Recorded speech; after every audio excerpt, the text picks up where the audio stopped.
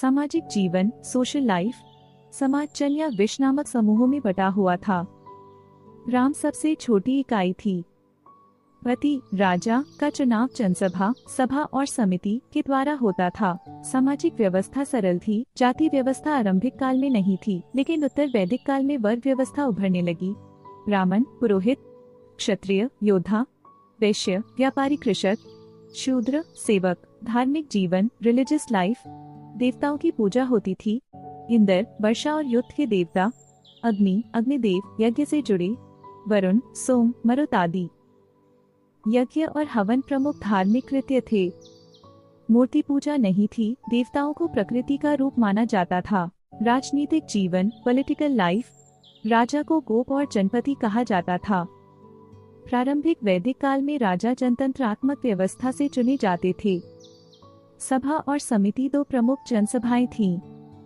उत्तर वैदिक काल में राजा का महत्व बढ़ा। वंशानुगत राजशाही की शुरुआत हुई। आर्थिक जीवन, इकोनॉमिक लाइफ।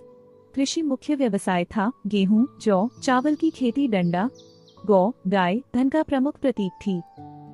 पशुपालन, शिकार, वस्त्र निर्माण, धातु कार्य और व्यापार विकसित थे।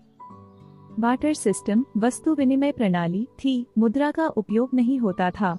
संस्कृति और विज्ञान, कल्चर एंड साइंस। वैदिक ऋषियों ने गणित, खगोल शास्त्र और औषधि विज्ञान में ज्ञान विकसित किया। छंद, गायन, नाटक और काव्य की प्रारंभिक झलकियां मिलती हैं। महत्वपूर्ण तथ्य की फैक्ट्स। विषय विवरण। सबसे पुराना वेद ऋग्वेद। मुख्य देवता इंद्र, अग्नि। सामाजिक इकाई ग्राम, जन। प्रमुख सभा संस्थाएं, सभा, समिति। आर्थिक आधार कृषि, पशुपालन। लेखन प्रणाली नहीं थी। मौखिक परंपरा।